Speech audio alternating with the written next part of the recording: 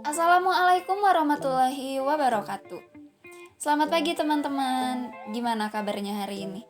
Saya harap teman-teman sehat dan bahagia selalu ya. Amin. Perkenalkan, saya Nanda Putri Agustin, mahasiswi semester 4 dari program studi Pendidikan Ekonomi, Fakultas Pendidikan Ekonomi dan Bisnis, Universitas Pendidikan Indonesia. Di pertemuan kali ini saya akan membahas tentang anggaran pendapatan dan belanja negara. Untuk lebih lengkapnya, di pertemuan kali ini yang akan kita bahas adalah pengertian APBN, fungsi APBN, tujuan APBN, mekanisme penyusunan APBN, sumber pendapatan negara, dan belanja negara. Disimak ya teman-teman. Jadi teman-teman, APBN adalah rencana keuangan tahunan pemerintah negara yang sudah disetujui oleh Dewan Perwakilan Rakyat atau DPR. APBN ini menurut Undang-Undang Dasar tahun 1945, Pasal 23 Ayat 1 adalah anggaran pendapatan dan belanja negara sebagai wujud dari pengelolaan keuangan negara, ditetapkan setiap tahunnya dengan undang-undang dan dilaksanakan secara terbuka dan bertanggung jawab untuk sebesar-besarnya kemakmuran rakyat. Singkatnya, APBN ini adalah sebuah daftar yang merinci segala pendapatan dan pengeluaran suatu negara dalam satu periode. Ada 6 fungsi dari APBN, dari fungsi alokasi, fungsi distribusi, stabilitas, otoritas, perencanaan, dan regulasi. Kita akan bahas dari fungsi alokasi. Fungsi alokasi adalah salah satu fungsi yang bertujuan untuk membagi proporsionalitas anggaran dalam melakukan pengalokasian pembangunan dan pemerataan. Dalam fungsi ini, anggaran negara harus terarah untuk memangkas adanya pengangguran dan inefisiensi dalam sumber daya dan juga untuk menambah daya guna perekonomian. Fungsi yang kedua adalah fungsi distribusi. Fungsi ini bertujuan untuk penyaluran dana kepada masyarakat berdasarkan alokasi yang sudah ditetapkan. Fungsi ini berguna untuk mencapai sama rasa dan sama rata antar wilayah dan daerahnya. Lalu fungsi yang ketiga adalah fungsi stabilitas. Fungsi stabilitas bermakna bahwa anggaran negara berfungsi untuk menjaga keseimbangan antara masyarakat melalui intervensi, guna mencegah adanya inflasi. Lalu fungsi yang keempat adalah fungsi otoritas. Fungsi otoritas mengandung artian bahwa anggaran negara adalah tonggak atau pokok pelaksanaan pendapatan dan belanja dalam setiap tahunnya. Fungsi yang kelima adalah fungsi perencanaan. Perencanaan APBN berfungsi untuk mengalokasikan sumber daya sesuai dengan apa yang sudah direncanakan setiap tahunnya. Fungsi yang terakhir adalah fungsi regulasi. Fungsi regulasi APBN digunakan untuk mendorong kebutuhan ekonomi suatu negara dan bertujuan jangka panjang untuk meningkatkan kemakmuran rakyat. Lalu, apa yang menjadi tujuan dari APBN? Tujuan APBN yang pertama adalah sebagai pedoman penerimaan dan pengeluaran negara dalam melaksanakan tugas kenegaraan. Lalu yang kedua adalah untuk meningkatkan transparansi dan pertanggungjawaban pemerintah kepada DPR dan juga masyarakat luas. Yang ketiga, meningkatkan koordinasi antar bagian dalam lingkungan pemerintah. Yang keempat, membantu pemerintah mencapai tujuan fiskal. Dan yang terakhir adalah memungkinkan pemerintah untuk memenuhi prioritas belanja negara. Selanjutnya kita akan membahas mekanisme penyusunan APBN.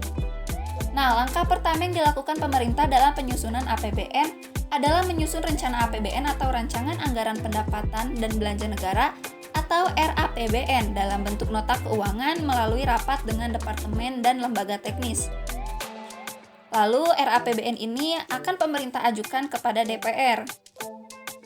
Setelah itu, RAPBN ini akan dibahas oleh DPR dalam masa sidang mereka.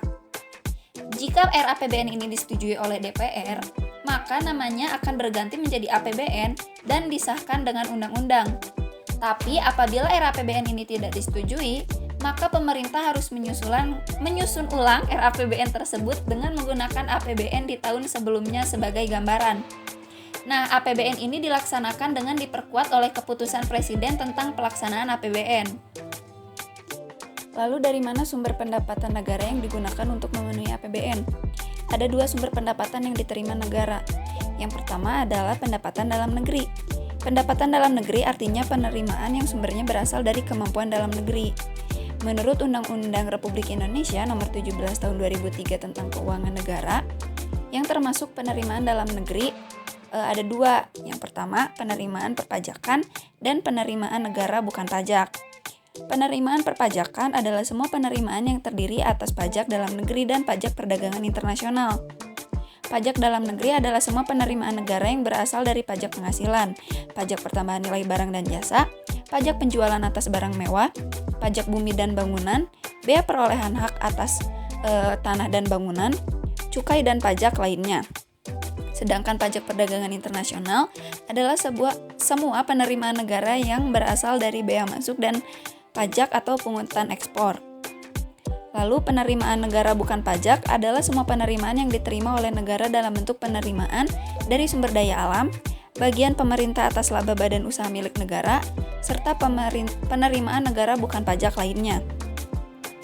Lalu sumber pendapatan yang kedua adalah penerimaan hibah. Hibah atau pendapatan dari luar negeri merupakan hadiah dari negara-negara donor yang memberikan kontribusi dana untuk keberlangsungan proses pembangunan di dalam negeri. Hibah dicatat sebagai penerimaan pemerintah pusat yang diperoleh dari pemberi hibah dan tidak perlu dibayar kembali. Hibah dapat berasal dari dalam atau luar negeri. Hibah yang diterima dapat berupa bentuk uang, barang, jasa, ataupun surat berharga. Lalu, untuk belanja apa saja APBN ini dirancang? Ada 2 belanja yang dilakukan pemerintah, yaitu belanja pemerintah pusat dan belanja pemerintah daerah. Belanja pemerintah pusat ini dibagi menjadi 2 pengeluaran, yaitu pengeluaran rutin dan pengeluaran pembangunan. Pengeluaran rutin adalah pengeluaran untuk kegiatan-kegiatan rutin yang sifatnya permanen dan terus-menerus. Pengeluaran rutin terdiri dari belanja pegawai, belanja barang dan jasa, belanja perjalanan dinas, subsidi daerah otonom, bunga cicilan utang, dan pengeluaran rutin lainnya. Adapun yang termasuk pengeluaran rutin lainnya seperti pengeluaran untuk surat menyurat, giro pos, biaya pemilu, dan subsidi-subsidi. Lalu ada pengeluaran pembangunan. Pengeluaran pembangunan adalah pengeluaran yang ditujukan untuk pembiayaan proses perubahan yang merupakan kemajuan dan perbaikan menuju ke arah yang ingin dicapai. Pada umumnya, biaya pembangunan tersebut sudah diprogram dalam daftar isian proyek daerah atau Dipda. Pengeluaran pembangunan semuanya diprogramkan dalam berbagai proyek di setiap sektor atau subsektor. Pengeluaran pembangunan sifatnya tidak rutin setiap tahun, tetapi bersifat temporer. Pengeluaran ini terdiri atas pembiayaan rupiah atau pengeluaran pemerintah berupa barang-barang atau uang secara langsung, dan bantuan proyek, yaitu pengeluaran pemerintah berupa pembangunan unit-unit proyek.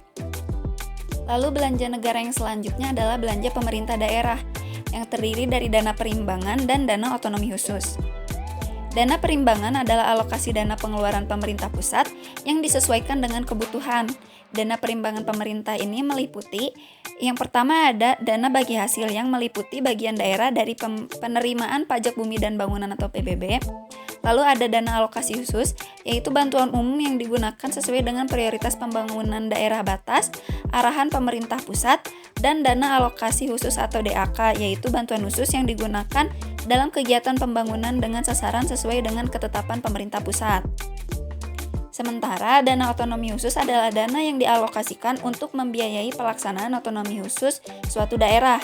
Contohnya adalah pengalokasian untuk pembangunan di Provinsi Papua. Nah, sekian yang dapat saya sampaikan. Semoga apa yang saya sampaikan dapat menjadi tambahan ilmu bagi teman-teman. Saya pamit undur diri. Mohon maaf apabila masih terdapat banyak kekurangan dan kesalahan. Billahi taufiq wal hidayah. Wassalamualaikum warahmatullahi wabarakatuh.